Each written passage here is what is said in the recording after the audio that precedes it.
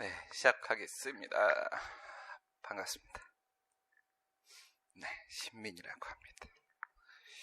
오늘 첫 곡은 재소 기간. 별표가 3개네. 4개 붙일 걸 그랬다. 그래요. 재소 기간 소송 요건에서 사실상 마지막입니다. 재판 관할은 안 해도 돼요. 이거는 안 나옵니다. 재판 관할은 뭐 우리가 저 시간에 얘기했던 것처럼 뭐 심급 관할이라거나 사물 관할이라거나 토지 관할이라거나 이런 것들이 있어요. 심급 관할이라는 건 뭘 말하는 거냐면 우리 그랬죠.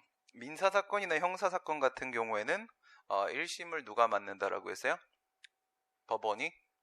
예, 단독판사라고 했어요. 단독판사. 한 명이라고 했죠. 한 명. 근데 우리 행정소송 같은 경우에는 3명이라고 했죠. 합의부가 담당을 한다고 했습니다. 법원의 형태가 합의부예요. 예, 합의부라는 것은 3명이 되어 있는데 이 중간에 재판장이 있고 그 다음에 우배석, 좌배석 이렇게 해서 양쪽에 배석 판사가 앉게 되는 방식. 예, 요게 이제 합의부. 그게 심급관할이에요. 우리는 유독 합의부가 담당을 하기 때문에 그런 내용들. 근데 문제에 절대로 안 나옵니다. 한 번도 안 나왔고 그 다음에 이제 신급관할, 그 지금 뭔 소리? 사물관할. 그리고 이제 신급관할은 우리가 그것도 한번 배웠죠. 언제 배웠냐? 행정심판 전치주의. 방금 전에 앞에서 어저께까지 했던 얘기 중에 1994년도에 행정소송법이 개정되기 전까지 같은 경우에는 행정심판을 반드시 거쳐야만 소송을 제기할 수 있는 상황이었었다라고 했습니다. 그때 1심 법원이 누구라고 했어? 고등법원이라고 했죠. 고등법원. 네, 그래서 당시에는 2심제로 운영이 되고 있었다라고 했습니다. 그게 이제 신급관할에 관련된 내용인 거예요. 네, 지금은 이제 그게 아니라 1심이 행정법원이 하고 고등법원은 2심이 되고 있다. 이런 내용인데 이걸 내겠냐고. 네, 이거 안 내죠. 그죠? 네, 낼 게 없고. 그 다음에 이제 토지관할에 대한 문제인데, 토지관할 같은 경우에는 행정소송법 제9조에 보게 되면 피고 행정청 소재지 행정법원에다가 소송을 제기하도록 되어 있습니다. 그러니까 행정청, 나한테 처분을 한 친구가 어디에 소재하고 있느냐 이거야. 그러면 그쪽 소재지 행정법원에다가 소송을 제기하는 거거든. 근데 행정법원이 서울에만 있다고 했잖아요. 저기 서초동에 거기에만 하나가 있기 때문에 지방엔 아직까지 아무것도 없습니다. 예, 그러면 지방법원 본원으로 가게 돼 있어요. 이런 뭐 합의부로 가야 된다라거나 아니면은 그 방금 전에 지방법원 본원 쪽으로 가야 된다라거나 지방 같은 경우에는 그런 내용들은 행정소송법에 있는 게 아니라 법원조직법에 나와 있습니다. 법원조직법에 그런 내용들이 이제 토지관할에 대한 문제고, 그 다음에 박근혜 정부 때 2014년도에 법이 개정된 부분이 하나가 있었어요. 행정소송법이 개정된 게 박근혜가 잘한 건 그거 하나밖에 없어요. 물론 박근혜가 고친 건 아니니까, 박근혜가 잘한 건 아니니까 박근혜가 잘한 건 없네요. 그런데 뭐가 있었냐면은 박근혜 욕하는 걸 되게 좋아하는구나. 네. 그러다가 테러 당해. 얼마나 무서운 세상이야. 박근혜 이명박 함부로 욕하면은 테러 당해. 난 왜 함부로 욕하는지 알아? 이걸 안 들어 사람들이. 그렇죠? 왜냐하면 그 테러 하시는 분이 할아버지 할머니들인데 할아버지 할머니들이 지금 공무원이 될 수 있는 나이가 아니야. 그렇기 때문에 이걸 안 들어. 저쪽에서는 진짜 조심해야 돼. 저쪽에는 60 넘은 형님들이 계신단 말이야. 신림동 수업에는 욕하면 표정 바뀌는 사람들이 있어. 뭐냐? 나가 그러면 막 길 가다 칼 맞을 것 같아. 뭐 어때요, 그죠? 한번 죽는 거지. 죽으면 안 된다 이제. 결혼할 거기 때문에 죽으면 안 되지. 내가 방금 전에 많이 더운데 커피 한 잔 하시라고 이렇게 보냈다가 아이스 커피 보냈다가 커피 안 먹나? 그래서 딴 것도 복숭아 하나 보낸 거 그래서 나 들어갔다 올 테니까 일하면서 먹고 있으라고 이렇게 생각을 해보니까 내가 다 지켜준다고 그랬거든. 무슨 일이 있어도 다 지켜주고 뭐 법적인 문제가 생겨 무슨 문제가 생겨 다 내가 다 지켜줄 테니까 그냥 편하게 하시라고. 근데 내가 죽으면 안 되잖아. 그치? 아직 좀 할 일이 남았네. 그죠? 사회는 열심히 지키다 감옥도 갔다 왔으니까 이제는 가정을 한번 지켜보려고 최선을 다해봐야지. 그치? 가정 지키는 게 또 쉽지 않을 것 같아. 그치? 사회보다 더 어려울 것 같아요. 그죠? 사회 민주화, 가정 민주화. 이게 왜 어려울까? 왜 어렵다고 생각해요? 그러니까 우리나라는 유교 문화가 남아있잖아. 그치? 가부장제를 말하는 것이 아니라 어쨌든 가장의 역할이라는 게 좀 있어요. 여자와의 평등이 완전히 이루어진 게 아니기 때문에 이제 그러다 보면 남자의 역할이 상당히 좀 아직은 이제 있단 말이야. 그랬을 때 가정이 민주화되려면 아빠가 좀 그 자세를 좀 바꿔야 돼요. 그죠? 권위적인 생각을 안 하고 같이 소통을 하고 이렇게 되는 거기 때문에 사회를 민주화하려고 하면 어떻게 하면 돼? 데모를 하면 돼. 그치? 어려운 게 없어. 남 욕하는 건 쉽거든. 근데 내가 잘해야 되는 거잖아. 그래서 그런 문제는 쉬운 문제 아니기 때문에 이제 가정 민주화를 위해 가정의 자주성, 민주성, 단체성. 노동조합인데? 뭐지? 뭐 그래요. 이거를 실현하기 위한 최선의 노력을. 그러면 사용자는 누구냐? 그치? 사용자가 나오고 내가 노조위원장이 되고 괜찮네. 그치? 봅시다. 그래서 이제 박근혜 때 뭐가 바뀌었냐면요. 그 세종시로 우리 노무현 전 대통령이 그 행정 수도를 이제 옮기려고 했었잖아요. 그래갖고 이제 세종시로 내려가다 보니까 중앙행정기관들이 다 내려갔어. 근데 이제 중앙행정기관들의 소재지 행정법원한테 소송을 제기해야 되는 거잖아. 그러면 단순하게 중앙행정기관만 생각을 한다고 하더라도 행정안전부 장관이 행동을 했습니다. 국토교통부 장관이 행동을 했습니다. 그럼 그게 다 어디로 가냐면 대전지방법원으로 가야 되는 상황이 되는 거야. 지방법원 본원으로 가라고 했잖아. 그러면 대전지방법원으로 가야 되는데 대전지방법원 아이들이 판사 아이들이 이 행정사건을 담당할 준비가 안 돼 있어요. 안 돼 있고 심지어 서울행정법원 쪽 같은 경우에는 중앙노동위원회도 역시 대전지방법원이거든요.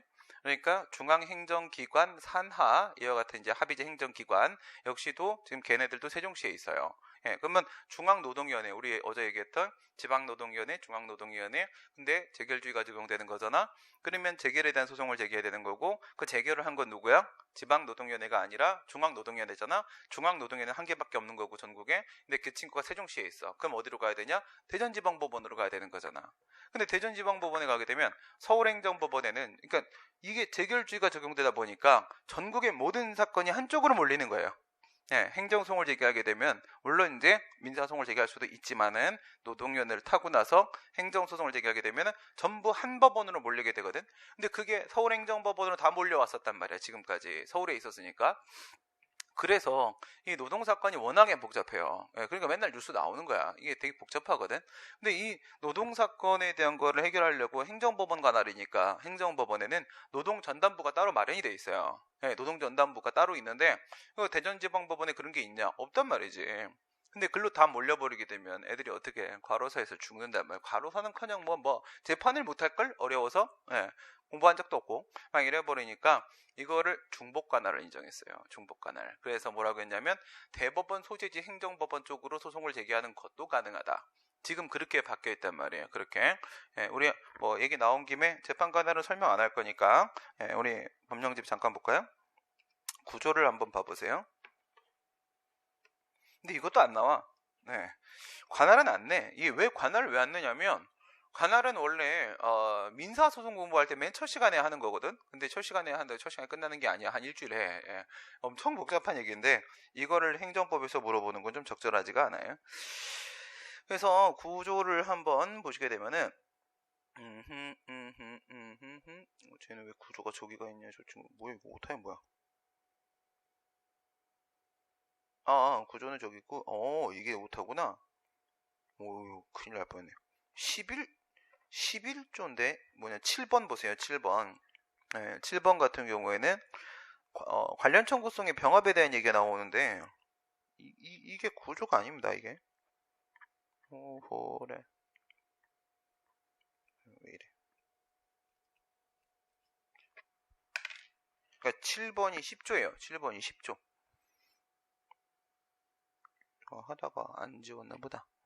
그러니까 6번이 구조가 맞고 7번이 10조고 그다음 8번이 11조고 이렇게 되는 겁니다. 6번 보겠습니다. 6번의 구조 보시면 취소 소송의 1심 관할 법원은 피고의 소재지를 관할하는 행정법원으로 하며 이렇게 되어 있죠. 이게 이제 기본이에요. 지금 요거는 심급 관할이겠어, 사물 관할이겠어, 토지 관할이겠어. 다 이제 재판권이 어느 법원에 있느냐에 대한 문제가 재판 관할이 되는 건데 이 해당 재판을 할 수 있는 권한을 누가 갖고 있느냐 그 문제인데 심급 관할은 고등법원이냐 행정법원이냐 이런 문제라고 했죠. 그 다음에 사물 관할은 단독 판사냐 합의부냐 이런 문제라고 했죠. 초반에는 좀 용어가 좀 익숙하지 않을 겁니다. 내가 만든 게 아니기 때문에. 그 다음에 내가 만들었으면 이름 이렇게 안 불렀어요. 그 다음에 요거는 토지관할이야. 토지관할. 그죠? 어디에 있는 행정법원 이렇게 되는 겁니다. 토지관할. 그래서 피고 소재지 쪽에 있는 행정법원에다가 제기하는 게 우선은 맞다 이거예요. 이게 기본이고, 중앙행정기관의 부속기관과 합의제 행정기관. 아까 중앙노동위원회 얘기한 건 뭐겠어요? 그거는 중앙행정기관의 합의제 행정기관. 여기서 끝나는 게 아니네. 또는 그 장, 여기까지네. 그쵸? 이건 안 배웠구나. 뭐냐면, 중앙노동위원회의 재심 판정에 대한 취소 소송을 제기하게 되면, 이거 배웠네. 피고 때. 그쵸? 중앙노동위원회 위원장을 피고로 하는 거라고 했잖아. 그래서 그 장, 여기에 걸리는 거죠. 여기에 걸리게 되면은, 그 장 및 국가의 사무를 위임 위탁받은 공공단체 또는 그 장을 피고로 하여 취소를 제기하는 경우에, 이것도 이제 위탁받은 것도 한번 생각을 해볼까? 우리 근로복지공단 얘기했었죠. 근로복지공단이 어디 있을까? 근로복지공단은 울산에 있어요. 울산에. 한국산업인력공단도 거기 있어요. 왜 그러지? 왜 하필 울산이죠? 뭐 서울에 있거나 세종에 있거나 뭐 그래야 될 것 같잖아. 그치? 한국산업인력공단, 공인노무사, 감정평가사, 하여튼 우리나라에 있는 모든 자격증은 걔네들이 담당한단 말이야. 자격시험을. 걔들 왜 내려갔을까? 서울에 있으면 테러 당해요. 그죠? 네. 그러니까 문제 잘못 내고 막 그러면 애들이 막 찾아가거든. 울산까지 못 와. 그치? 울산 내려가 버렸어. 그러면 걔네들 같은 경우에 근로복지공단 이렇게 되면은 걔네들은 여기 있는 공공단체입니다. 공공단체는 누구하고 누가 포함되는 거야? 지방자치단체하고 기타 공법상 법인이 포함되는 거잖아. 근데 기타 공법상 법인에는 3명이 있었죠. 사단법인, 재단법인, 영조물법인 이렇게 3개가 있었어요. 그 중에서 근로복지공단은 보험료를 받아가지고 기금을 마련하고 그 기금을 가지고 산재보험급여 같은 것을 주는 것이기 때문에 재단법인이에요. 재단법인, 돈이 모여있는 재단법인. 걔네들 같은 경우에도 어디로 가야 되냐? 걔네들은 울산지방법원으로 가야 되겠죠. 울산지방법원. 그러니까 뭐 중앙노동위원회 이렇게 되면은 대전지방법원, 그 다음에 근로복지공단 이런 식으로 가게 되면은 울산지방법원 이렇게 가야 되는데, 취송을 제기하는 경우에는 대법원 소재지를 관할하는 행정법원에 제기할 수도 있다. 할 수 있다라고 되잖아. 할 수 있다. 그러니까 대법원 소재지 행정법원은 서울행정법원 얘기하는 거예요. 그 한 개밖에 없다고 했지. 서울행정법원에다가도 제기할 수가 있다 이거예요. 그다음 이제 뒤에 거는 이제 부동산 관련된 문제예요. 토지의 수용 기타 부동산 또는 특정의 장소에 관계되는 처분 등에 관한 취소, 그 부동산 또는 장소의 소재지를 관할하는 행정법원에 이를 제기할 수 있다. 얘 같은 경우에는 행정청이 어디에 있냐를 보는 문제가 아니라 어느 동네 부동산과 관련된 사건인지를 보고, 그리고 그 동네 행정법원에다가 소송을 제기하면 된다 이렇게 되는 겁니다. 물론 이제 그 동네가 서울이 아니라고 하게 되면 지방법원 본원 이렇게 되는 거겠죠. 방금 전에 여기서 보시다시피 중앙행정기관의 부속기관, 합의제 행정기관의 장, 그리고 위탁받은 공공단체, 이런 아이들 같은 경우에 뭐가 추가됐어? 대법원 소재지 행정법원에다가 소송을 제기하는 것이 허용된다. 이게 추가가 돼가지고 뭐가 인정된 거야? 중복관할이라는 게 인정된 거야. 중복관할.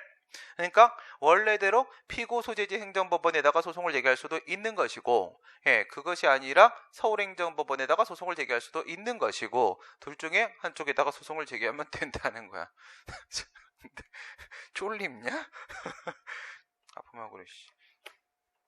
재소기간 69페이지. 나도 졸려.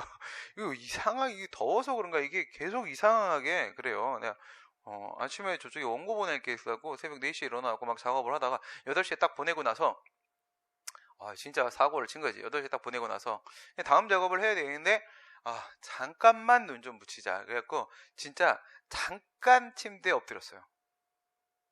눈을 떴는데 12시야. 씻지도 않았잖아. 지금 막 씻고 나온 거야.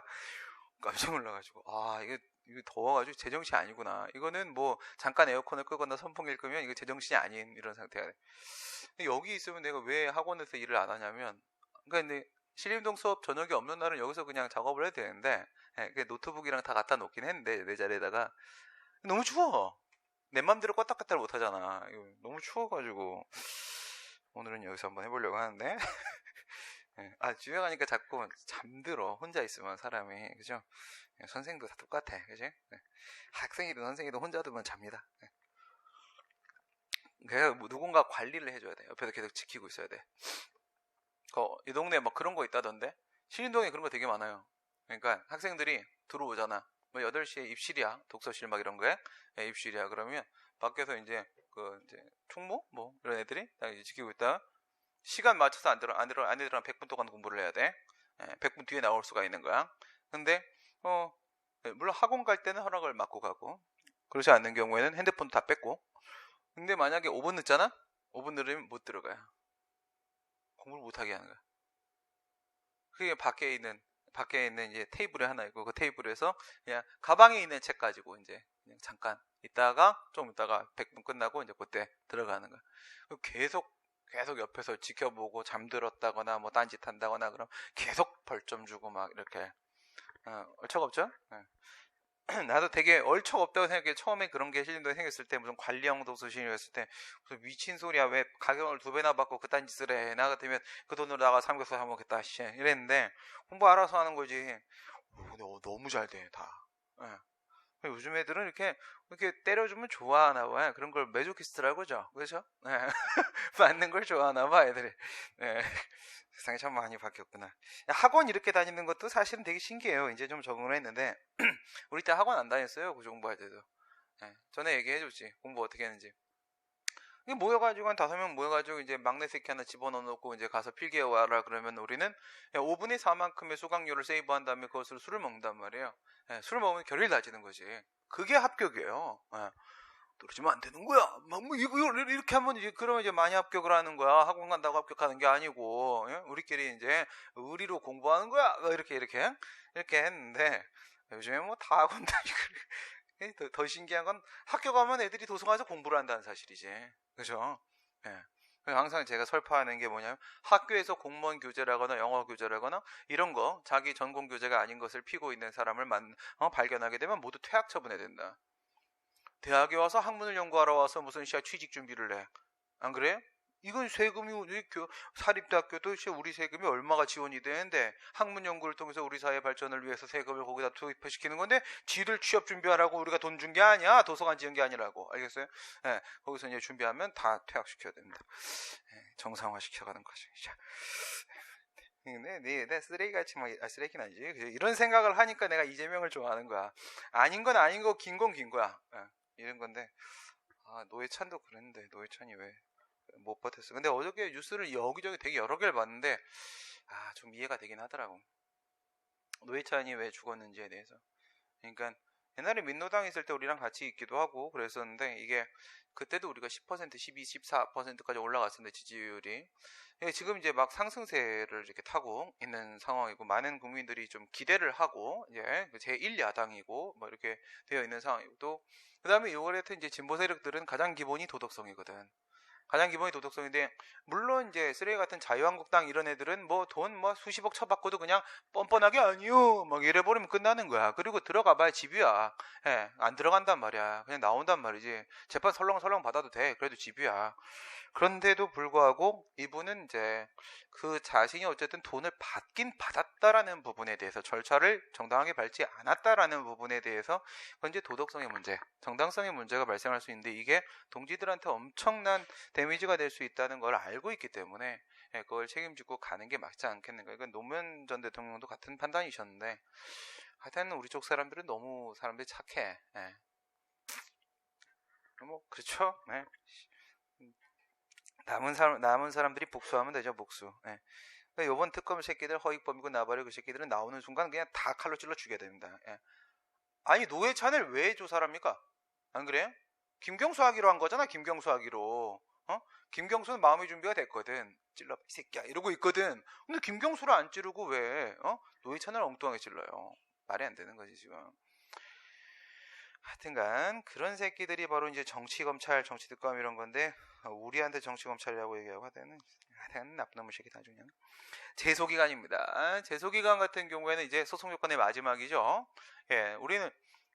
우리는 행정소에 뭐가 있어요? 제소기간의 제한이 있습니다. 민사소에 이런 게 없다고 했죠. 우리는 제소기간 제한이 있는 이유가 뭐라고 했지? 공정력을 보장하기 위해서 제소기간에 제한을 두는 것이다. 우선은 유효한 것으로 보고 우선은 법률 관계를 형성시키고 우선은 그 법적 안정성을 행정법 관계 안정성을 보장하기 위한 측면에서 공정력이라는 것을 인정을 했단 말이에요. 그런데 언제까지라도 그것을 소급해서 제거할 수 있도록 해주게 된다라고 하게 되면 거꾸로 법적 안정성이 더 심각하게 침해될 수가 있다는 것이죠. 그렇기 때문에 위법하니까 제거할 수 있는 취소할 수 있는 기회를 보장을 해주기는 하는데 그것은 일정 기간 안에서만 가능할 수 있도록 제한을 두는 것이 우선은 맞겠다라는 생각이 제소기간 제도가 만들어진 이유가 되겠습니다. 법적 안정성의 보장, 공정력의 보장이라는 측면에 있어서 그 오른쪽에 박스에 보시게 되면 어저께 판서한 대로 잠정적 통용력으로서의 공정력이라는 게 있는데 그것이 우선 기본적으로는 제소기간입니다. 기본적으로는 제소기간이 도가가 되게 되면 영구적 통용력, 불가쟁력으로 전환되게 된다라는 거죠. 그래서 이제 조심해야 될 게 불복기간을 도가한다라고 했을 때 불복기간이라는 것도 엄밀하게 나누게 된다면 이렇게 또 질문이 있기도 해요. 여러분 문제.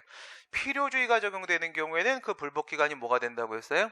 행정심판의 청구기간을 도가하면 불가쟁력이 발생하는 거고 그다음 임의주의가 된다라고 하게 되면 그때는 제소기간을 도가했을 때 불가쟁력이 발생을 하게 되는 것이고 이렇게 나눠질 수 있다라고 했죠. 필요주의면 뭐가 되고 청구기간이 되는 거고 임의주의면 뭐가 되고 제소기간이 되는 것이고 이렇게 구분이 될 수가 있다는 겁니다. 이제 이렇게 말을 하는 기본적인 전제는 뭐가 있어요? 필요주의가 적용되면 행정심판을 청구할 수 없으면 소송도 당연히 제기할 수 없는 상황으로 연결될 수밖에 없다는 점. 그 다음 두 번째는요. 기본적으로 같거나 제소기간이 더 길다는 거죠. 제소기간이 청구기간보다 같거나 더 길다라는 거예요. 청구기간이 제소기간보다 더 긴 경우는 없다는 거죠. 그건 말이 안 돼요. 그래서 제소기간이 같거나 더 길다는 점, 필요주의에서는 행정심판을 거치지 아니하면 행정소송을 제기할 수 없게 된다는 점에 있어서 필요주의일 때는 청구기간이, 그 다음 임의주의일 때는 제소기간이 도가되면 불가쟁력이 발생하게 된다. 그리고 이 불가증력이라는 말도 이 개념을 일반적으로는 더 이상 다툴 수 없는 힘이라고 얘기를 하게 되는데 더 이상 그 처분을 다툴 수 없는 힘 이렇게 말하지 말고 뭐라고 하라고 했어요? 조금 더 정확한 개념으로 새기셔야지만 풀리는 문제들이 있습니다. 그래서 객관식 문제 같은 경우에 주관식과 달리 소독약을 엄청 뿌려요.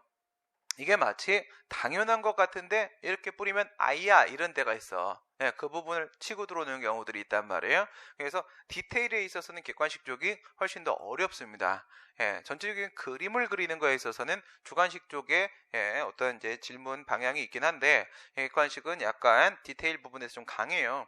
그렇기 때문에 불가쟁력을 뭐라고 기억을 하라고 했어요?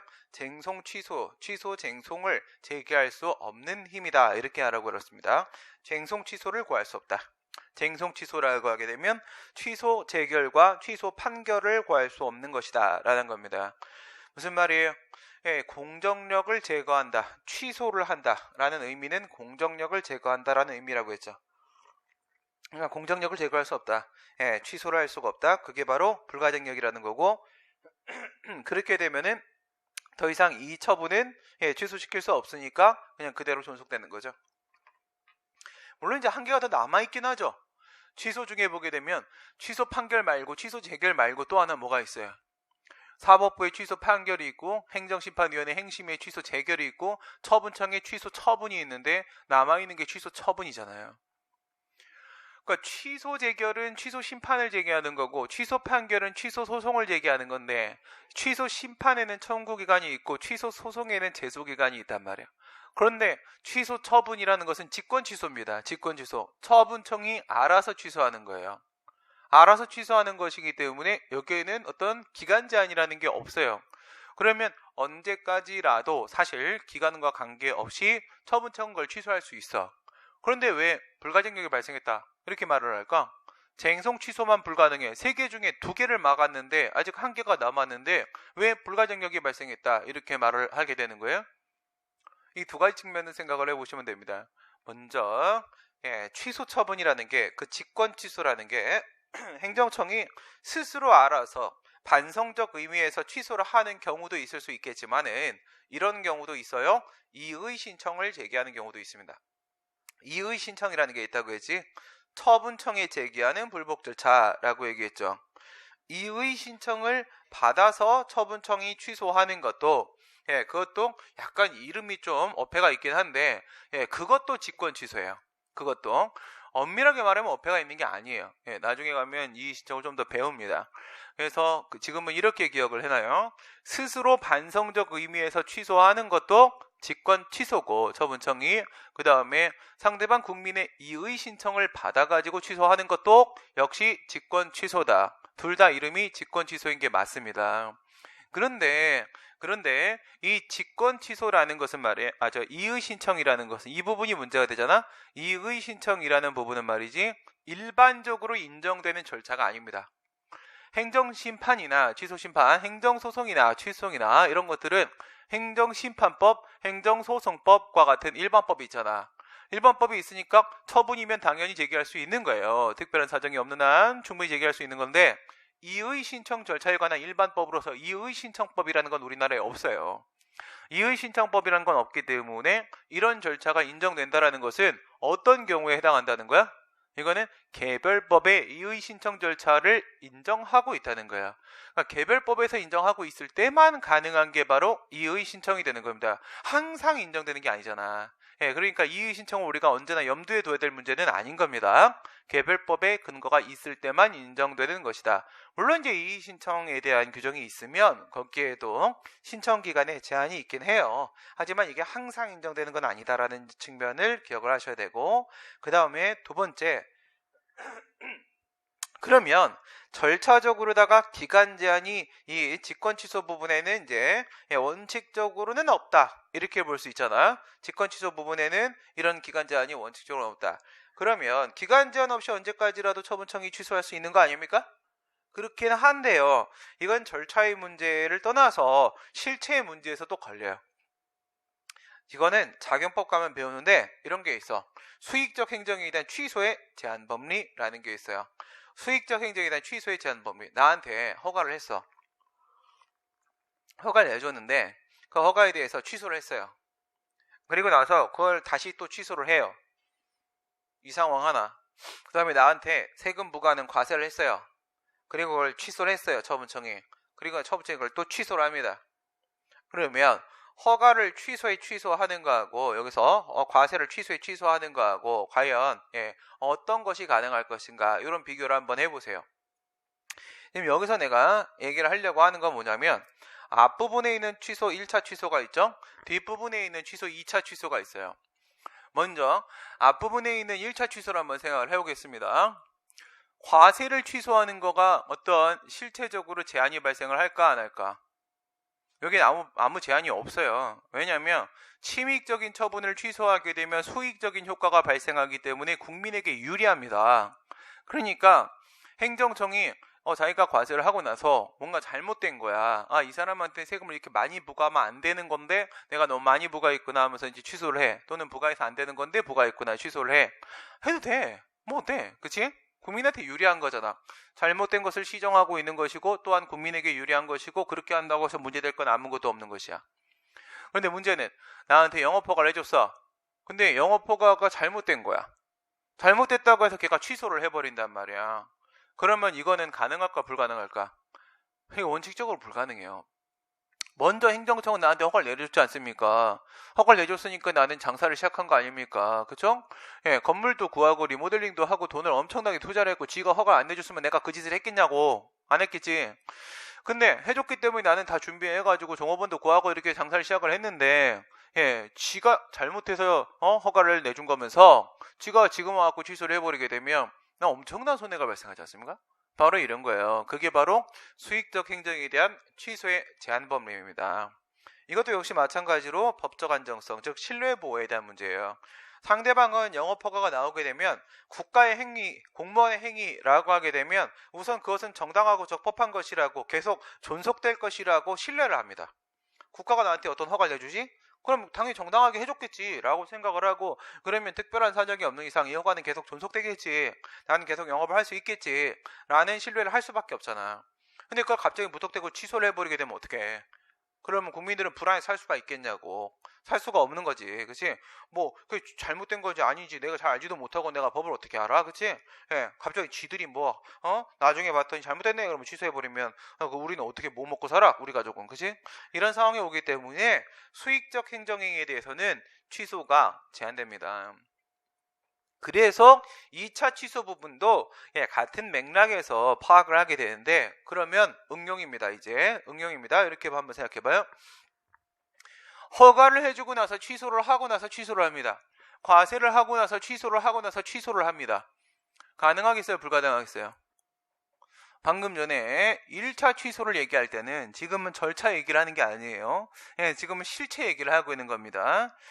그랬을 때 1차 취소 얘기할 때는 허가에 대한 취소는 제한되는 것이고 과세에 대한 취소는 허용되는 것이다. 이렇게 얘기했지.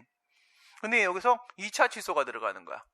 2차 취소. 그 취소가 또 잘못됐다라고 생각이 들어서 다시 또 취소를 하는 거야. 행정청이. 그러면 허가의 취소의 취소는 허용이 되겠어? 안 되겠어? 허용이 되지. 거꾸로 이건 수익적인 거잖아. 그런데 과세의 취소의 취소는 허용이 되겠어? 안 되겠어? 이건 또 원칙적으로 안 되는 거란 말이죠. 그러니까 예외적으로 될 수도 있긴 한데 형량을 해봤을 때 원칙적으로 허가라는 수익적 처분이라고 하게 되면 원처분이 그럴 때는 1차 취소가 제한을 받게 되는 거고 2차 취소는 자유롭게 되는 거예요. 그 다음에 과세라고 하게 되면 1차 취소는 자유로운데 2차 취소는 제한을 받게 되는 겁니다.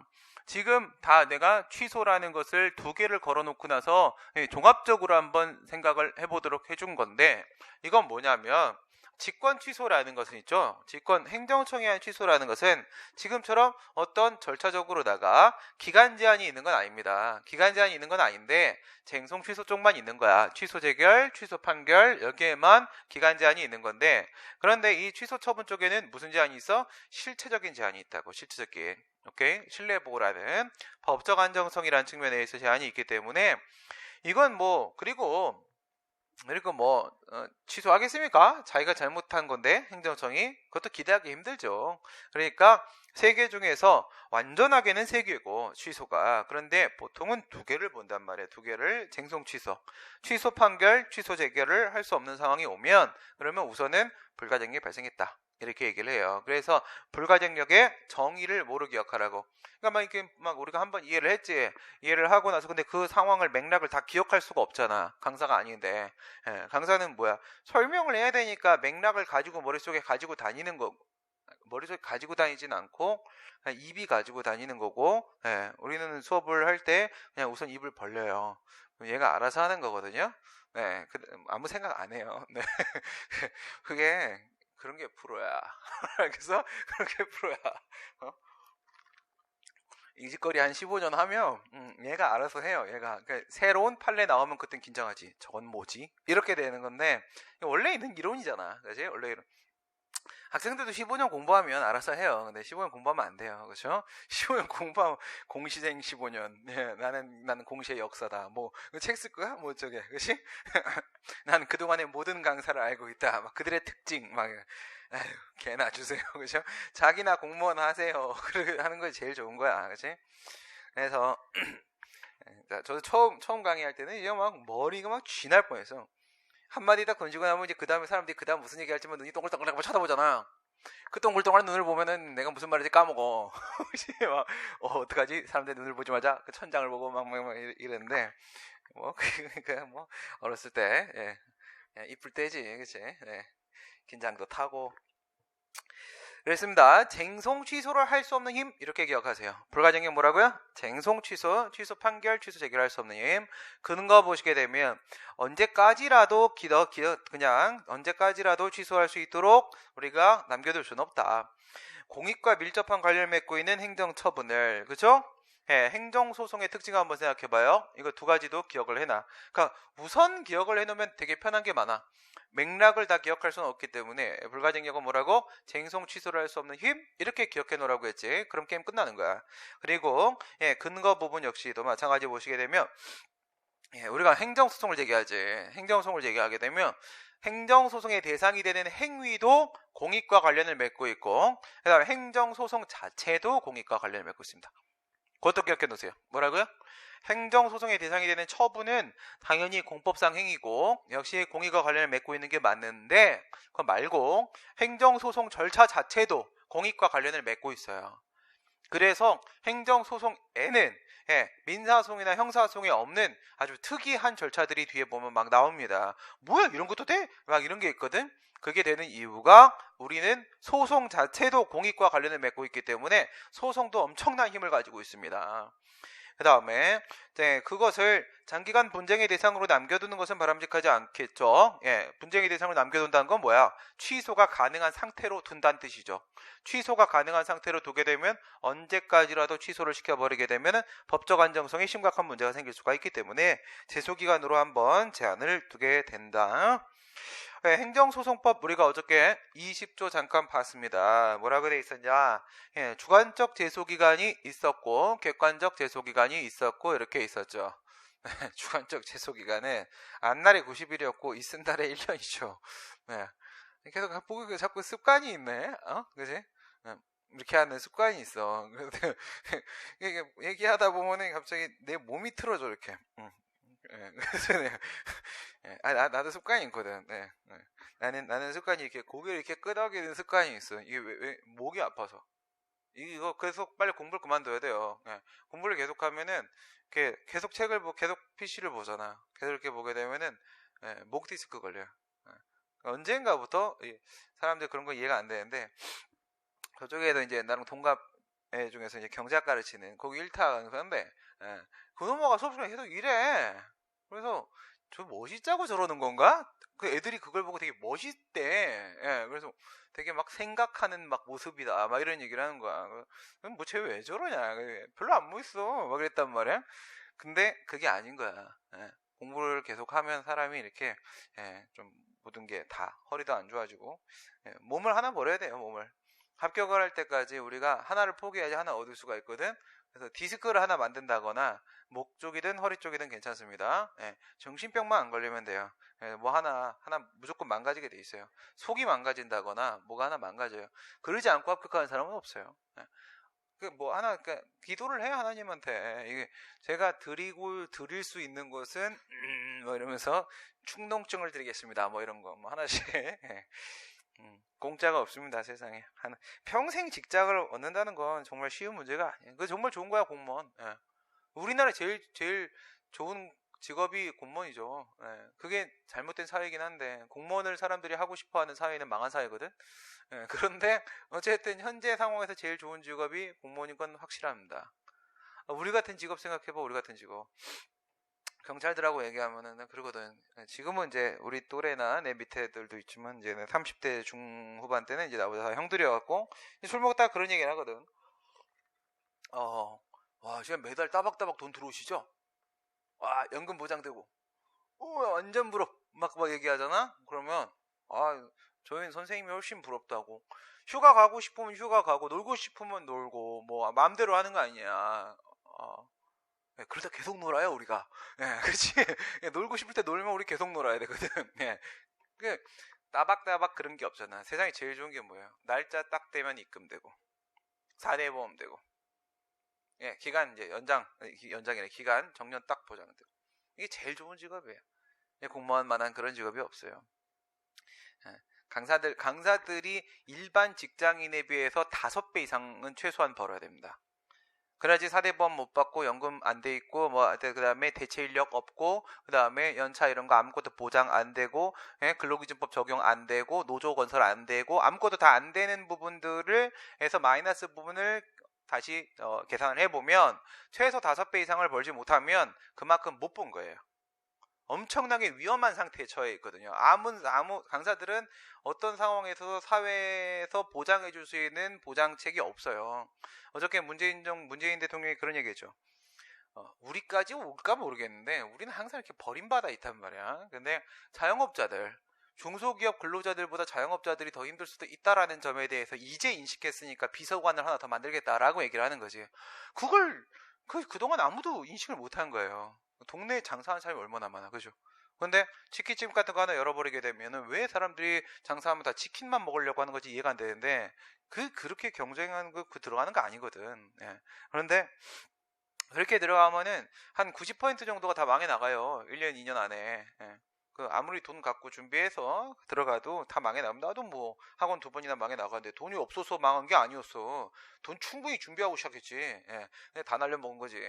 그러니까 그런 식으로 사람들이 힘든 게 그 뭐 중소기업 다니는 사람들 어쨌든 그 사람들은 오히려 딱 그렇게 직장이 있는 거잖아. 자영업자들이 더 힘들거든. 예, 우리 같은 사람들은 이제 사회보장 영역에서 벗어나서 소외된 사람들입니다. 이거 얼마나 힘든 사람들인지 알아요? 그냥 강사들한테 돈 많이 번다 이런 얘기하면 안 돼. 강사들이 직원 일반적인 회사 다니는 사람이랑 똑같은 금액을 벌지? 그럼 넌 굶어 죽겠구나 라고 얘기하는 게 맞는 거야. 예. 우리는 아무것도 없거든. 그렇죠? 그런 거예요. 그래서 공무원이 지금으로서는 짱입니다. 예, 평생 직장을 얻는 데 있어서 디스크 하나 정도는 뭐 충분히 할애할 수 있지 않겠습니까? 그죠? 싫어? 싫어 말고 좋은 거야. 다 그게 그런 거야. 살아봐. 그래갖고 안날의 90일에 이튿날이 몇 년이야? 1년이죠. 1년. 안날의 90일 전자를 뭐라고 부른다? 주관적 제소기간이라고 부르고 후자를 객관적 제소기간이라고 이렇게 부르게 됩니다.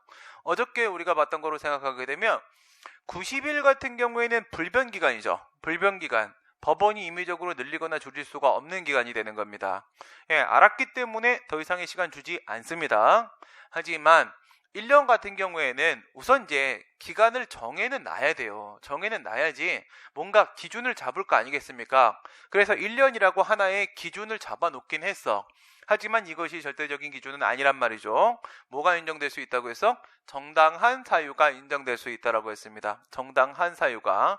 그러면 법원이 정당한 사유가 있다는 것을 인정을 하게 되면 1년 플러스 알파를 허용해 줄 수가 있습니다. 예, 보통 누구라고 했죠? 제3자가 소송을 제기하는 경우라고 했습니다. 나중에 가면 이것도 깨질 수는 있는데 지금은 우선은 이 가장 기본적인 구조를 먼저 한번 알려줄게요. 이런 상황을 한번 생각을 해보세요. 물론 이거 깨질 수 있습니다. 언제나 예외라는 건 있을 수 있어요. 사건 이거 깨는 사건 내가 엄청 많이 만들어 봤거든. 근데 객관식 무죄는 이거면 풀립니다. 이거면 우선은 이렇게 생각해 놓으세요. 그리고 몇 년간은 괜찮아요. 왜냐하면 행정법이 필수 과목으로 전환이 되게 되면 이 정도의 기준은 깨뜨릴 겁니다.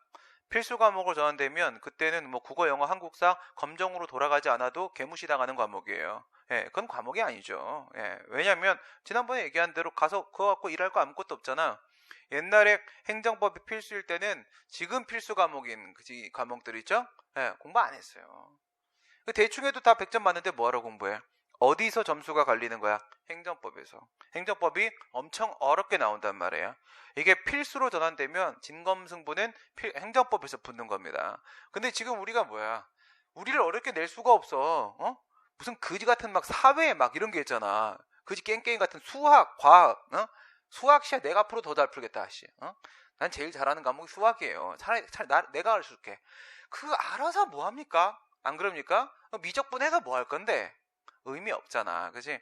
근데 그거랑 행정법, 감히 행정법님을 같은 선상에 놓고 선택 과목 취급을 해놓고 있으니까, 이게 이제 쥐새끼하고 닭새끼가 이렇게 만들어 놓은 거잖아. 그치? 이 쥐닭 같은 새끼들이 우리나라 다 말아먹고 있는 거야. 근데 이게 왜 문제냐면 못 빼인지 알아? 역시 법적 안정성이에요. 알겠습니까? 쥐닭 새끼들이 이렇게 다 만들어 놓은 거를 이걸 뒤로 빼야 되는데 빨리 빼서 정상화시키고 행정법 다 필수를 집어 넣어야 된다고. 이러지 않으면 경찰이나 공무원들이나 세무직 같은 애들 어떻게 돼요? 미치려고 그러잖아. 세무직 공무원 합격한 애들 걔들 갖다 어디다 씁니까? 노가다밖에 쓸 데가 없어요. 아는 게 국어, 영어, 한국사밖에 없어. 이 새끼들을 어디다 써? 이 새끼들을 갖다가. 안 그래? 경찰 새끼들이 왔는데 형사법을 몰라. 국어, 영어, 한국사만 알아. 그게 무슨 경찰이야. 우리가 그 사람들한테 뭘 의지를 할 수가 있어요. 뭘 알아야 물어보지. 안 그래? 일반 국민들은 법을 모르잖아. 경찰 보면 이건 어떻게 되는 거야? 뭘 물어봐야 되는데 국어하고 영어하고 한국사를 물어봐 주세요. 이 지랄 떨고 있거든. 그건 너보다 내가 더 잘 알아. 말도 안 되는 일이 발생하고 있는 거죠. 이게 쥐새끼하고 닭새끼가 해놓은 거 아닙니까? 근데 법적 안정성이라고요. 이미 너무 많은 수십만 명의 공시생들이 그 과목을 공부하고 있는데 갑자기 훅 빼버리면 이거 위헌이거든요.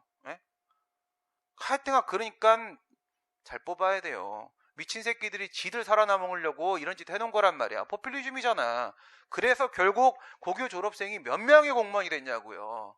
손으로 꼽잖아요. 그 몇 명을 위해서 우리나라 전체가 희생을 이렇게 해야 되겠습니까? 무슨 거지 같은 생각이야 이게. 공무원 말 그대로 공행정 사무를 담당하기 위한 사람들이야. 근데 공익에 반하는 애들을 뽑는 방식으로 제도를 만들어? 그거 말이 된다고 생각해? 그러니까 쥐새끼고 닭새끼인 거지. 다 사형시켜야 돼요. 그것만으로도 충분히 사형감입니다. 그러니까 행정법 지금 몰라가지고 가갖고 뭐 어떻게 일을 할 거야. 그래서 경찰교육원 가면 제가 아는 형이 경찰교육원에서 교수를 하고 있는데, 경찰교육원에 가게 되면 애들이 형법을 모르고 형사소송법을 모르고 아무것도 모르고 들어와가지고 이 새끼들 뭐에 써먹을 데가 없는 거야. 그러니까 애들이 거기서 공부하다가 다 나가는 거야.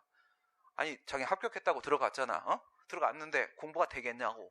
안 되잖아. 그치? 안 되는데 거기다 넣어놓고 새로운 과목을 던지면서 공부하라고 하는데, 그것도 여기서 배웠던 국어, 영어, 한국사 따위와는 비교할 수 없는 과목인데 갑자기 형사법 빡 던지면서 공부하고 애들하고 같이 비교를 하는데 그게 되겠어요? 말이 안 되지. 자기 얼마나 쫄려. 안 그래? 다 병신 같잖아 아무리 봐도. 그치? 그거 다 그만두는 거야. 5년 6년 공부해서 이제 겨우 합격했는데 들어가고 그냥 나온다고 포기하고. 이건 사회적 비용이 엄청나지 않습니까? 안 그래요? 행정법 빨리 필수로 넣고 국어, 영어, 한국사를 없애야 됩니다. 미안한데 다른 강사님들한테 이건 다 검정으로 돌려야 되고 행정법을 필수로 넣어야 된다고요. 그게 지금 이 자리에 안 있고 다른 방에 있는 다른 선택한 과목 친구들 반드시 후회한다고 내가 얼마나 얘기합니까? 들어가서 니들 살아남을 것 같아? 안에서 이미 다 끝났어. 얘기 인사혁신처에서 안에서 애들한테 직무교육 시켜봤어. 행정법 안 하고 온 애들한테. 지금 이거 쉬워? 우리 지금 요만큼밖에 안 배웠어. 요만큼밖에 안 배웠는데 이거 쉽지 않아 절대. 법이 몇 갠데. 그러면 거기 가서 직무교육 시킨다고 연수에서 앉혀놓고 공부시키면 애들이 처자지 공부하겠어? 그럼 일을 어떻게 시켜? 부하직원 뽑은 건데. 안 그래요? 5급 애들 뽑을 때도 3급 국장 형님들이 다른 생각 안 해. 대가리 좋은 새끼 안 뽑는다고, 부하직원 뽑는다고 면접할 때 거기도 한 30-40% 떨어뜨리거든? 그런데 떨어뜨린 이유가 딱 얘기해보고 싸가지 없는 새끼 다 떨어뜨리는 거야. 부하직원을 뽑는데 부하직원이 일을 시키려고 하니까 행정법을 몰라. 뭘 시킵니까? 짜증나서 내가 한다 그냥. 그쵸? 이건 군대에서 병장이 내무반 청소한 느낌이라고. 나는 2등병 때도 했고 1병 때도 했고 계속 했는데 병장 돼서도 또 해야 돼? 이상하잖아. 그게 무슨 부대 민주화야. 꺼지라고 그래. 말도 안 되는 소리 하지 마. 그건 전쟁 못해 그렇게 되면. 그걸 똑같은 행정법이 없는 공무원이 세상에 어디 있습니까? 그죠? 세법이 없는 세무공무원이 어디 있고 형사법이 없는 경찰 공무원이 어디 있습니까? 이런 거지 같은 이 쥐새끼 닭새끼 아주 그냥 모가지를 비틀어 죽여버려. 그래가지고 상대방 생각하면 짜증나죠. 그치? 왜 계속 짜증날까? 노회찬까지 죽었잖아. 솔직히 노회찬 내가 좋아하진 않아. 나는 민노당을 만들었던 사람이고 민노당을 나가신 분이기 때문에 그닥 우리랑 분열을 냈던 분이어서. 하지만 아무리 그렇다 하더라도 지금까지 그분의 삶이 그렇게 무시할 만한 삶이 아니란 말이지. 근데 자유한국당 아주 폭발을 시키는 그 날이, 보세요. 처분의 효력이 언제 발생하냐, 이걸 생각해봐. 효력은 언제 발생할까? 우선 기본적으로 처분을 하는 방식은 송달의 방식입니다. 그리고 그 효력의 발생일, 태어나는 거라고 하지. 처분이 태어나는 날짜는 도달되었을 때 그 효력이 발생하는 겁니다. 법령지 펴보시고요. 행정절차법으로 가보도록 하겠습니다.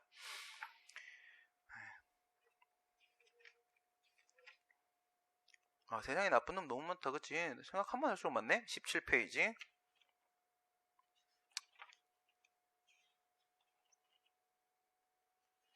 홍길동 이런 게 좀 필요해. 그치? 뭐였지? 옛날에 잘생긴 걔 이름 뭡니까? 키 크고 되게 착한 남자 배우. 이게 옛날에 각시탈이네. 그 드라마. 그치?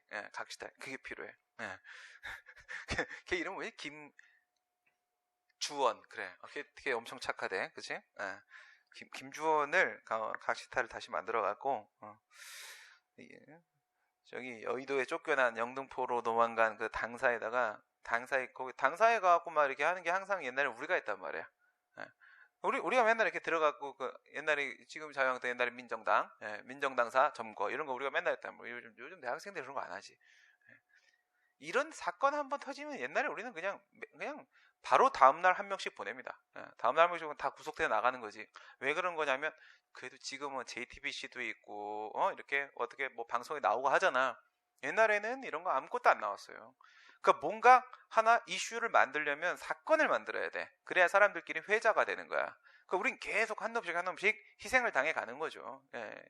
그러니까 총알이 제일 많은 고대가 총알이 많다는 건 뭐야? 쪽수가 많은 고대가 언제든 감옥 갈 준비가 돼 있는 대우가 준비되어 있는 우리 학교에서 계속 보내는 겁니다. 계속 다 자유한국당 새끼들 때문에 그랬던 겁니다. 아유 참. 우리도 지금 카톡방에서 모여갖고 여기 전과자 아닌 사람 한 명도 없대. 와, 나도 몰랐어. 설마 난 전과자라고 생각을 안 했던 사람들도 전과자더라고. 그래서 전과자 누군가가 나 그때 그래갖고 저는 막 이렇게 얘기를 하는 거야. 그래서 옆에 있는 사람들이 너만 전과자냐? 나도 갔다 와서 안 갔다 온 사람 없음 이거야. 불쌍하지 않습니까, 솔직히? 우리가 뭘 잘못했어? 우리 왜 그렇게 한 거야? 자유한국당 이렇게 한 거야. 봅시다. 14조. 이거 여기 들어서 아이씨. 그거가 아니구나. 제가 말로 설명할게요. 큰일 났다. 뭔가 하여튼 오늘 스텝이 꼬이기 시작을 하는데 여기서 말로 설명하면 되죠. 행정절차법이 이렇게 있습니다. 행정절차법 제14조 1항이 이렇게 있습니다. 그 다음에 15조 1항이 이렇게 있는데 여기에는 송달에 대한 규정이 있고요. 여기에는 도달에 대한 규정이 있어요. 송달, 도달 이렇게 되어 있는데 송달이라는 것은 처분 방식 말하는 거예요. 처분 방식. 그러니까 원칙적으로는 처분을 할 때 어떤 방식으로 해야 된다는 거야. 처분 통지서를 송달해주는 방식으로 처분을 해야 된다는 겁니다. 그러면 이 송달을 했는데 효력은 언제 발생을 하게 되는 거냐 했을 때 그 송달 문서가 도달되었을 때 이때 바로 그 처분의 효력이 발생하게 된다라는 거예요. 그러면 우리가 일반적으로 이제부터 송달 이렇게 하면은 도달을 포함하는 거야. 뭐라고? 송달이라고 얘기하면 그 안에 뭐가 포함된다? 도달이 포함된 거다. 도달까지 정상적으로 됐다. 이렇게 생각을 하시면 되는 겁니다. 그래. 그러면 여기다 송달 한번 깔아놔 볼게. 송달 도달된 거예요. 송달 이렇게 도달됐습니다. 그러면 이날이 처분의 효력이 발생한 날이지. 도달까지 포함했으니까 효력이 발생한 날이야. 효력 발생일이 바로 어떤 날이라고? 처분이 있은 날이라고요. 있은 날. 그럼 요 날은 있은 날이지. 요 날은 있은 날이야. 쥐새끼, 닭새끼 죽여버리는 그날까지.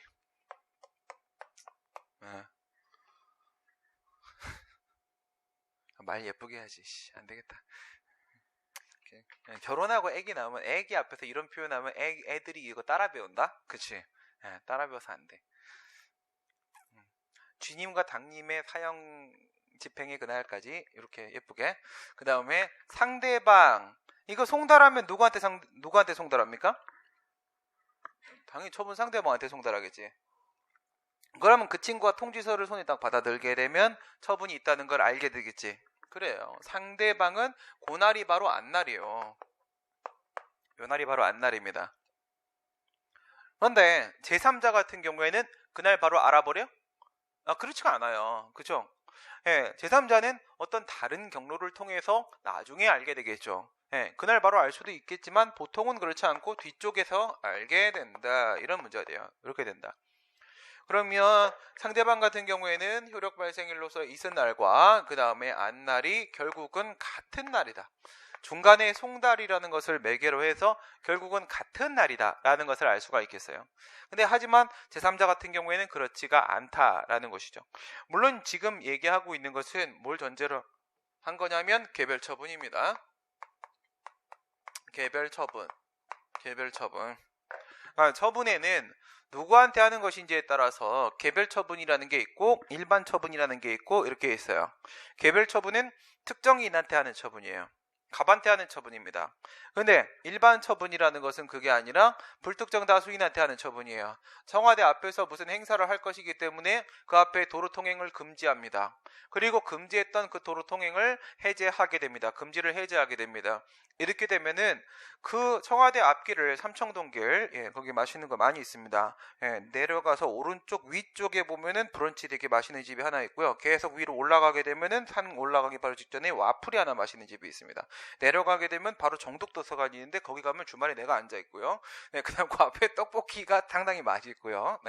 뭐 그렇습니다. 거기 괜찮습니다. 그리고 살짝 나가주면 인사동에 가면은 이렇게 할 수가 있는 데들이 있고, 그렇죠?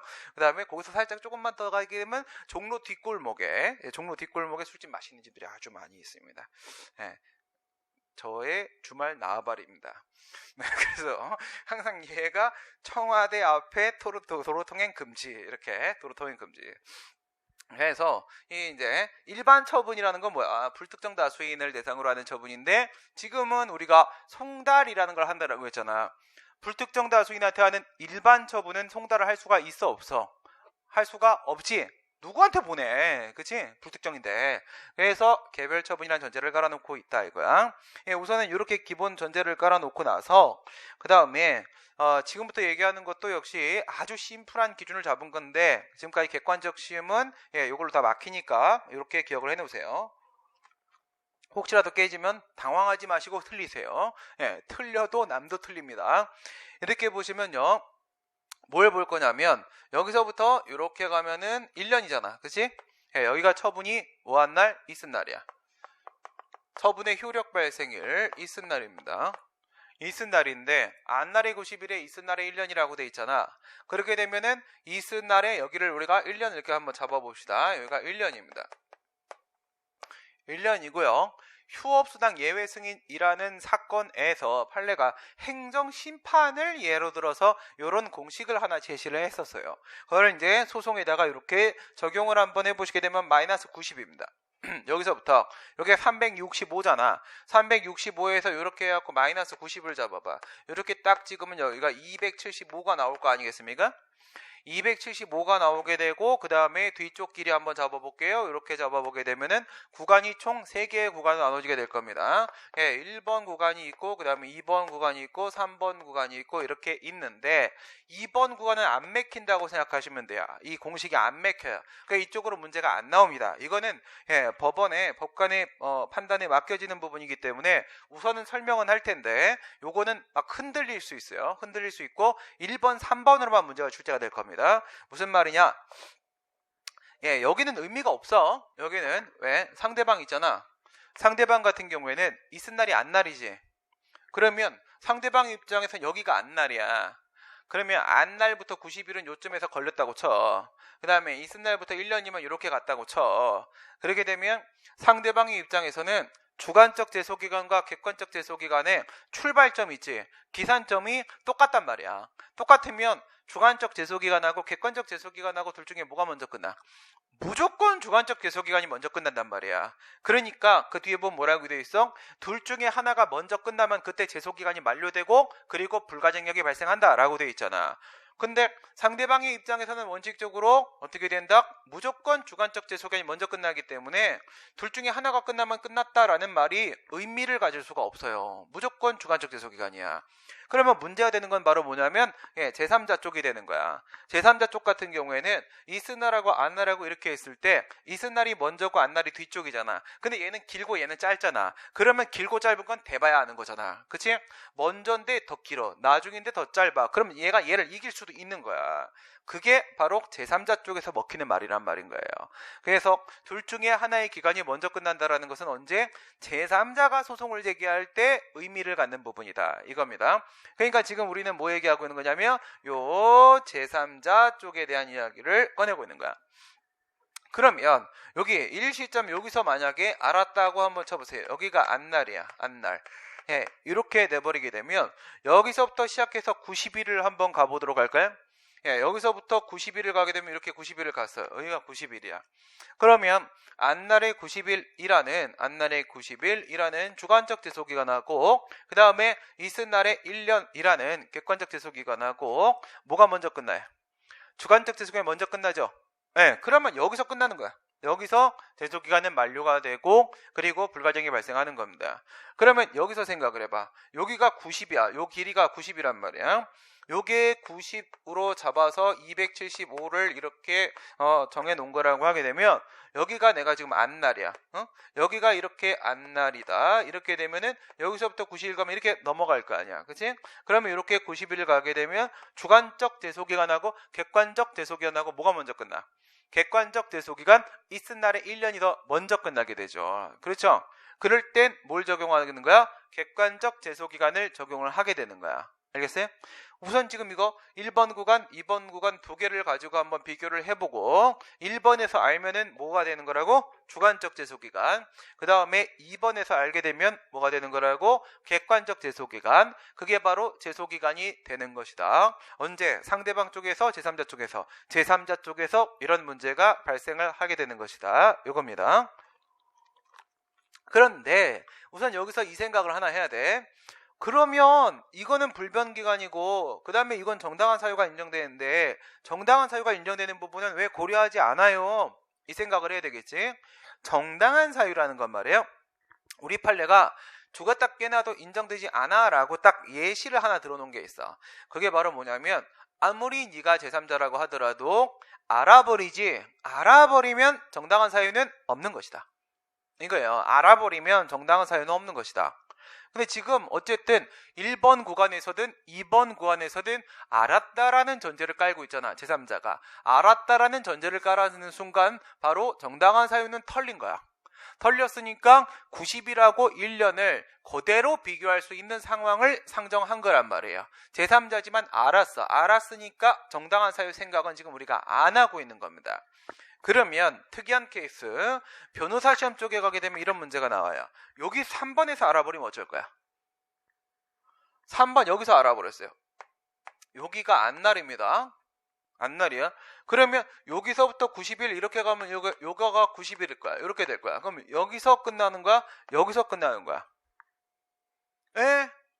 이게 더 먼저 끝나는데? 그렇지. 이게 더 먼저 끝나잖아. 이튿날에 1년 여기고 어쨌든 이놈도 알았어. 알았지? 그리고 여기서 안날에 90일 이렇게 되잖아. 그러면 여기하고 하게 되면 이게 더 먼저 끝났지. 그러면 여기서 끝났다. 제소기간 만료됐다. 불가정이 발생했다. 이렇게 봐야 될 것 같잖아. 진짜? 그럼 정당한 사유는 없는 거네. 이상하잖아 지금. 1년까지 하고 플러스 알파가 인정될 수 있다라고 했잖아. 플러스 알파가 인정될 수 있다고 했는데 그럼 봐봐. 1년이 지났다? 그리고 나서 내가 만약에 1년 반 차에 알았어. 처분의 존재를. 난 제3자야. 알았어. 그래. 내가 알았으니까 이제 싸워봐야 정당한 사유라는 게 있다고 했어. 근데 이런 식으로 치게 되면은 결국 반년 전에 1년 그때 나의 제소기간 다 만료된 것으로 처리되는 거잖아. 그러면 1년 뒤까지 정당한 사유를 뭔가 인정할 수 있다라고 말하는 것은 다 존재하지 않는 얘기를 해버린 거잖아. 그렇죠? 실체가 없는 얘기야. 말이 안 되는 겁니다. 그래서 3번 구간 쪽에서 알아버리게 되면 이러면 무조건 주관적 제소기간 이렇게 처리하는 겁니다. 정당한 사유라는 것의 취지를 살리기 위해서는 3번 구간 쪽에서 알았을 때는 무조건 주관적 제소기간이 지났을 때 지난다. 이렇게 보는 거야. 그리고 여기 부분에서 학생들이 아주 좋은 질문을 하기도 하는데 그걸 설명해주기가 참 힘들었었어. 왜냐하면 공식화를 시킬 수 있는 부분은 처음 말씀드린 대로 여기와 여기에는 애누리가 없어요. 1번하고 3번 쪽에서는 주관적 제소기간 안날의 90일을 기준으로 불가정력 발생 여부를 판단해야 되는 데 있어서 이견이 존재할 수 없음. 알겠어요? 저건 절대적 기준이야. 근데 여기 같은 경우엔 진짜 이거예요? 라는 질문을 하면서 머리 좀 돌아간 놈은 이런 얘기를 하죠. 쌤 여기서 알아버리면 어떡할 건데요? 364일을 알았는데 1일 지나면 끝이라고 할 거야. 정말 이상하지 않아요? 이걸 너에게 내가 뭐라고 설명을 해야 되냐 도대체. 그냥 조용히 넘어갔으면 참 좋았을 뻔했는데 그게 바로 뭐냐면 정당한 사유잖아요. 그죠? 정당한 사유라는 것을 이 제3자 원고 쪽에서 소명을 해내면 당연히 여기서 플러스 알파가 잡힐 수 있어요. 네, 그러니까 이번 구간에서는 지금 이게 무조건 객관적 제소기간 이튿날에 1년으로 끝난다라고 지금 단정할 수가 없어요.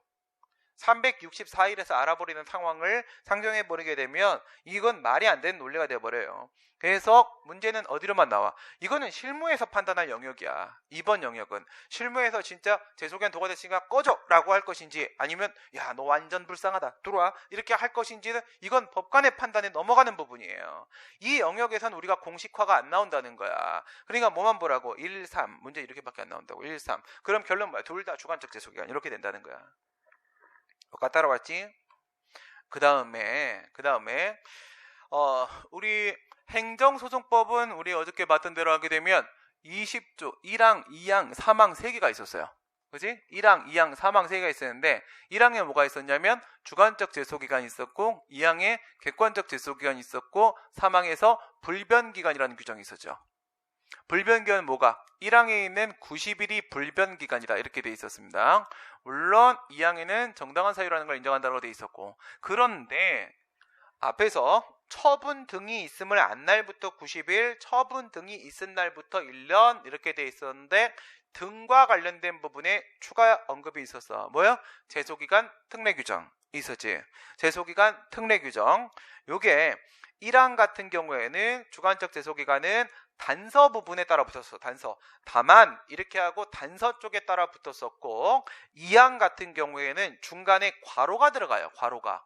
그러니까 이 법령집은 요거는 그냥 계속 읽으면 돼. 왜 읽으면 되냐면 법령에 있는 거, 행정소송법에 행정절차법에 이렇게 돼 있는 거를 제가 막 준용 규정 이런 것들을 다 해석을 해서 내가 설명을 해 놓은 거야.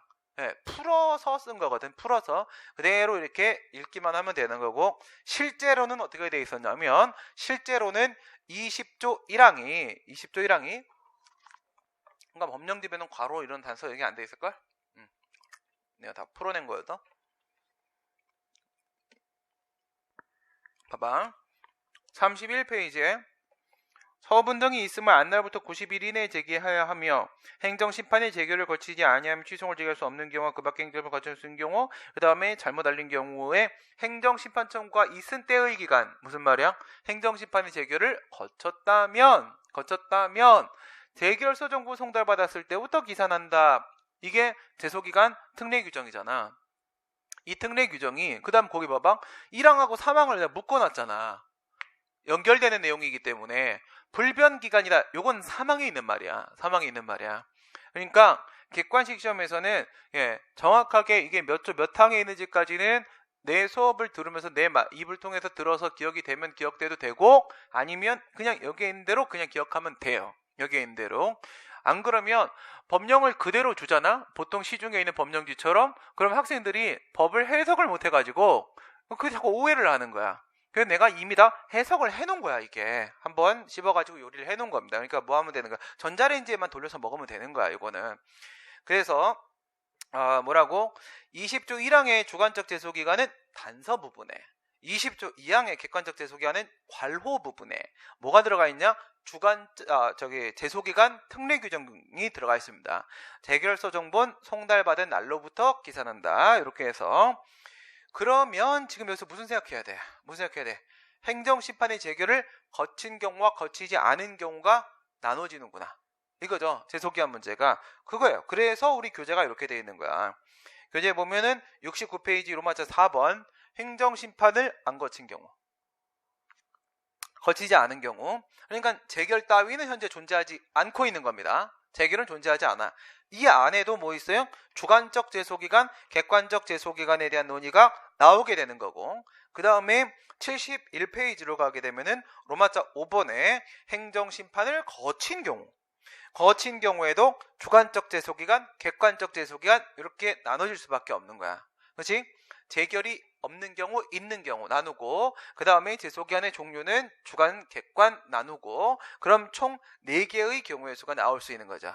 4개의 경우에서 나오는데 71페이지에 있는 제결이 있는 경우, 심판을 거친 경우에 대한 문제는 따로 우리가 알아볼 필요가 없어요.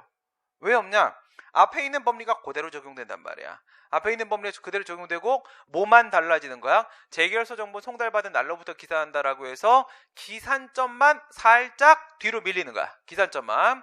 처분이 먼저 있고 재결이 뒤쪽에 있겠지. 그런데 그 기산점이 뒤쪽에 있는 재결 쪽으로 그냥 밀리는 거야. 그 차이밖에 없단 말이야. 그러면 앞부분에 있는 거 심판이 없었을 때의 주관적 제소기간과 객관적 제소기간 쪽으로 우리가 집중을 하면 되겠지. 그러면 먼저 안날은 뭘까? 여기서부터 가보도록 하겠습니다.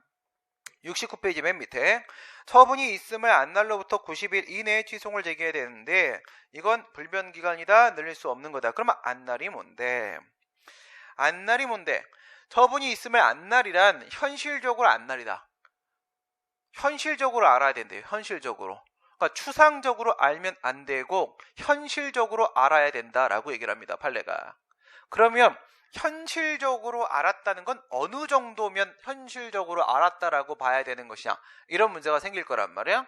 현실적으로 안다라는 것은 바로 당사자가 알 수 있는 상태에 놓여졌을 때 우리는 그 사람이 현실적으로 처분이 있음을 알았다라고 볼 수 있다, 이렇게 얘기를 합니다. 이거 몇 가지 측면에서 한번 살펴볼게요. 먼저 그 괄호에 있는 거 생각을 해봐요.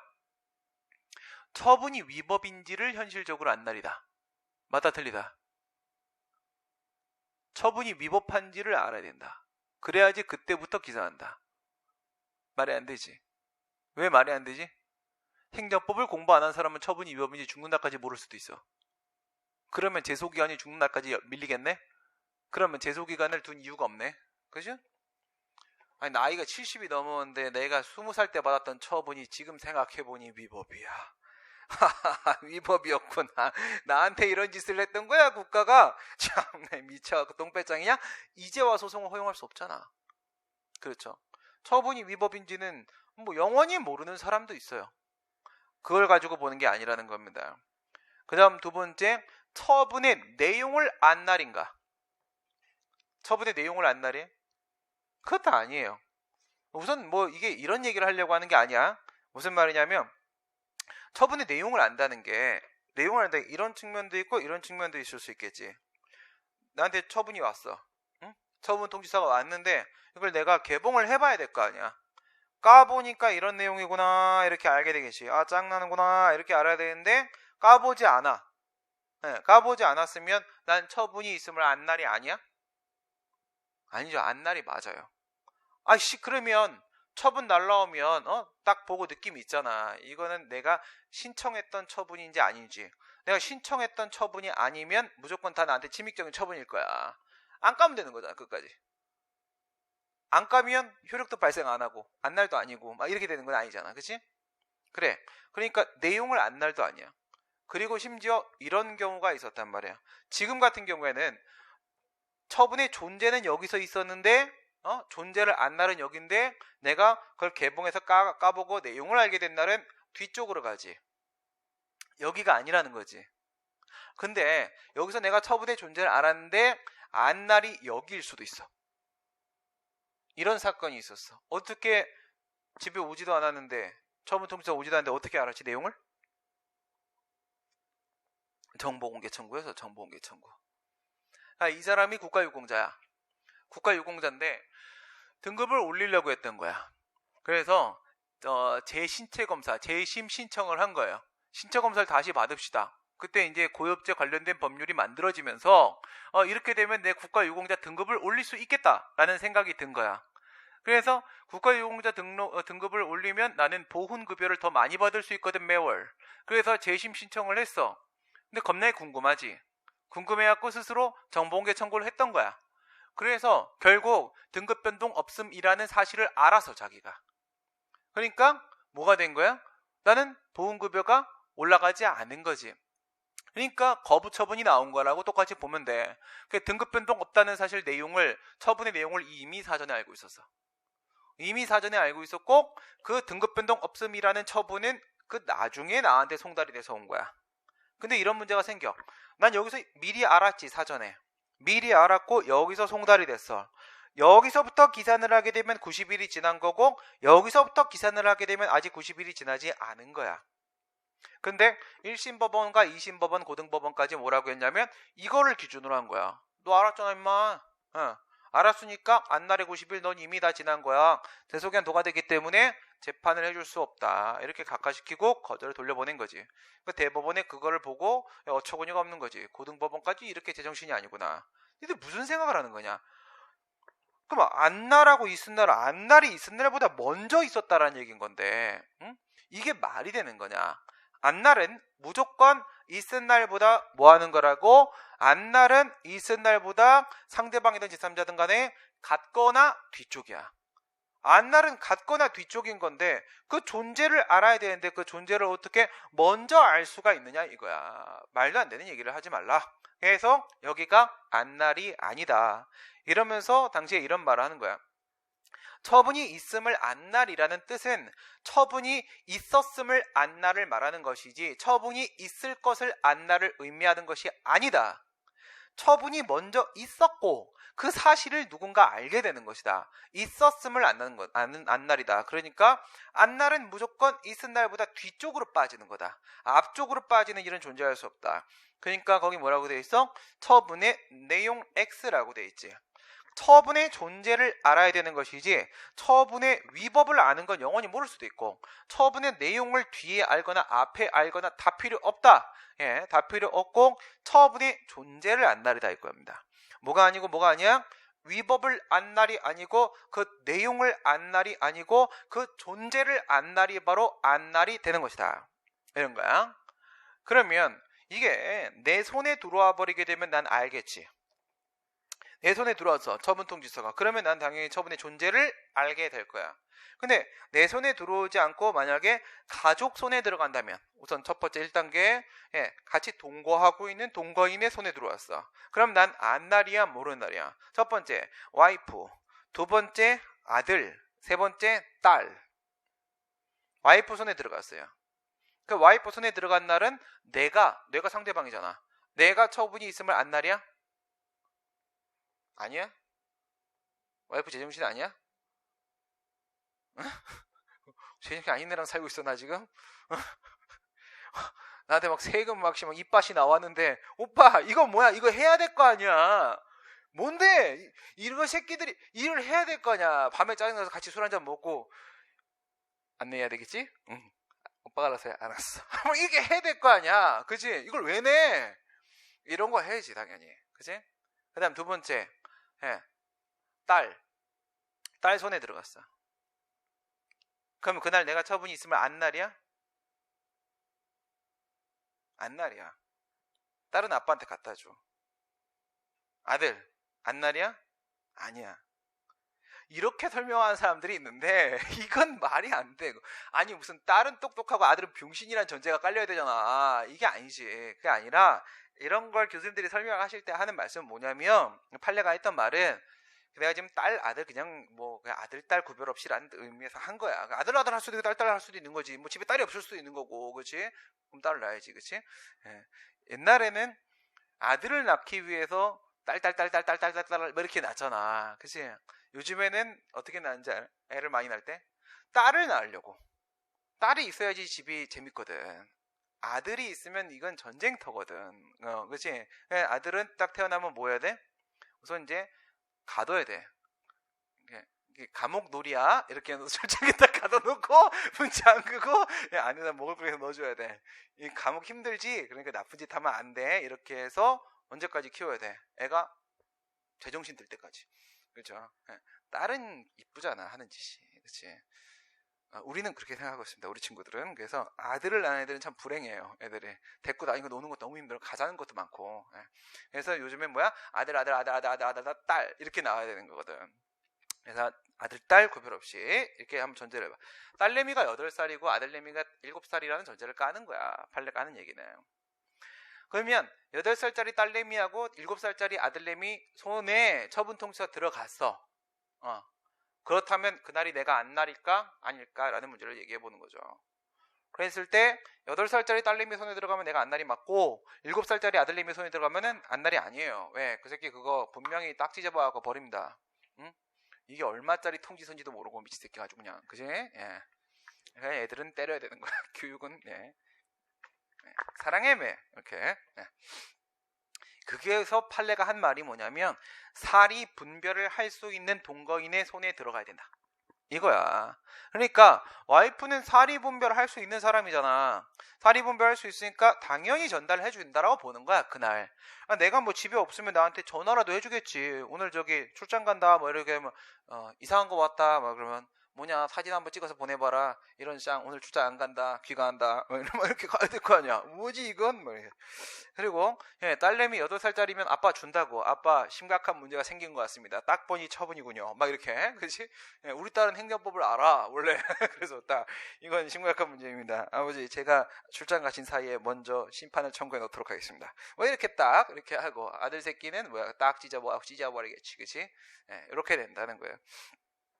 그래서 여기서 7살, 8살을 도대체 왜 그런지 나는 모르겠는데 판례가 그 뭐 사리 분별의 판단 기준은 내가 봤을 때는 그냥 국민학교를 들어간 나이 이렇게 보고 있는 게 아닐까. 그지?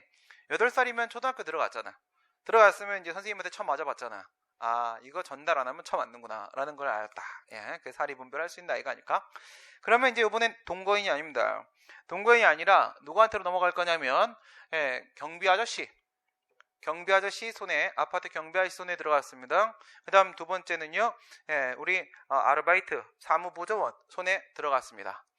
그래서 이 문서 수발을 담당하는 아르바이트 손에 들어간 거하고 그 다음에 경비 아저씨 손에 들어간 거하고 그날이 바로 내가 안날이냐 이겁니다. 안날이냐 안날일까 아닐까? 안날일까 아닐까? 아저씨 손에 들어가면 경비 아저씨 손에 들어가면 내가 안날이야? 경비 아저씨는 사리를 분별할 수 있으니까? 아, 그렇군요. 네. 이건 뭐로 보는 거냐면 내 동거인이 아니잖아, 이 사람들은. 내 동거인이 아니기 때문에 이 사람들의 직무 내용을 봐야 돼요. 직무 내용이 뭐냐? 경비 아저씨가 우편 수발해 주는 게 그 사람 일이 아닙니다. 그렇죠? 그럼 이 사람이 나한테 반드시 전달해줘야 될 의무가 없습니다. 하지만 문서 수발을 하는 아르바이트생이라고 하게 되면 그 친구 손에 들어가면 무조건 나한테 온다라고 봐야 되는 거예요. 그래서 현대해상보험 주식회사에 있었단 말이야. 현대해상보험 주식회사에 걔네가 무슨 개발 사업을 했는데 개발 부담금 부과 처분이 나온 거야. 근데 그날이 토요일이었어. 토요일이어서 오전에 직원들이 다 퇴근을 했어. 퇴근을 하고 문서 수발한 알바생만 오후까지 남아있었어. 근데 오후에 도착이 된 거야. 개발 부담금 부과 처분이. 그러면 이 친구는 개발과에다가 그걸 전달을 해줘야 된단 말이야. 근데 토요일 오후에 이 친구 손에 들어갔지? 근데 직원들 손에 들어간 건 월요일이야. 토요일부터 계산하면 재소견 도가 된 거고 월요일부터 계산하게 되면 재소견 도가 안 된 상황이었단 말이야. 도가 된 거야 안 된 거야? 도가 된 거야. 도가 된 거야. 왜? 이 친구는 원래 그게 자기 일이기 때문에. 그런데 경비 아저씨 손에 들어갔다. 근데 우리 보통 아파트에서 어떻게 해? 아저씨한테 문서 수발을 위임하잖아. 그치? 부탁을 하잖아. 그럼 우리가 위임을 한다 하는데 위임을 하기 때문에 아저씨 손에 들어간 날이 있은 날은 맞아. 도달돼서 효력이 발생한 날은 맞아. 그런데 그날이 내가 안 날은 아니야. 실제로 현실적으로 알아야 된다니까. 현실적으로 알았다라고 말을 하려고 하게 되면 아저씨가 내 손에 전달을 해준 그날이 바로 안날이란 말이지. 안날. 그래서 아저씨 경비원 손에 들어간 날은 있은 날은 맞다. 그러나 이게 내가 알 수 있는 상태에 놓여진 때라고 당장 말하기는 힘들다. 따라서 나한테 아저씨가 전달해준 날, 그날이 바로 안날이 되는 것이다 이거요. 그래서 직무 범위를 가지고 판단을 내려봐야 됩니다. 그 다음에는 고시공부와 관련된 문제인데 이거는 이제 또 좀 얘기가 길어지니까 조금만 쉬었다가 해보도록 합시다. 네, 40분, 50분에 다시 시작하도록 하겠습니다.